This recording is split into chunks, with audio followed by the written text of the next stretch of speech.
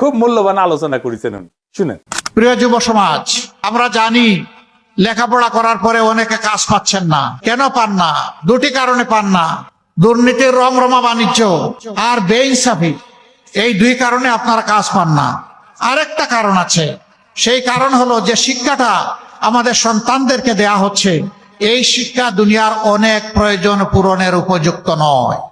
ইনশাআল্লাহ আমাদের কাজ হবে শিক্ষায় নজর দেওয়া, দক্ষ মানুষ তৈরি করা, চরিত্রবান দেশপ্রেমিক নাগরিক তৈরি করা, যারা দেশকে নিজের অন্তরে ধারণ করবে, বলবে এদেশ আমার দেশ, 18 কোটি মানুষের কাছে আমি ঋণী, আমার শিক্ষার বিকাশে সকলের অবদান আছে, অতএব আমাকে ঋণ পরিশোধ করতে হবে এই জাতির। এই অনুভূতি নিয়ে তারা জাতিকে সেবা দিবে ইনশাআল্লাহ। আমরা পরিষ্কার বলে দিচ্ছি, যুবক ভাই ও বোনেরা, তোমাদের হাতে আমরা কোনো বেকার ভাতা তুলে দেব না। এই বেকার ভাতা তুলে দিয়ে আমরা তোমাদেরকে অপমানিত করতে চাই না। তোমাদের হাতগুলাকে দেশ গড়ার দক্ষ কারিগরের হাতে হাত হিসাবে গড়ে তুলে তোমাদের হাতে উপযুক্ত কাজ তুলে দিতে চাই।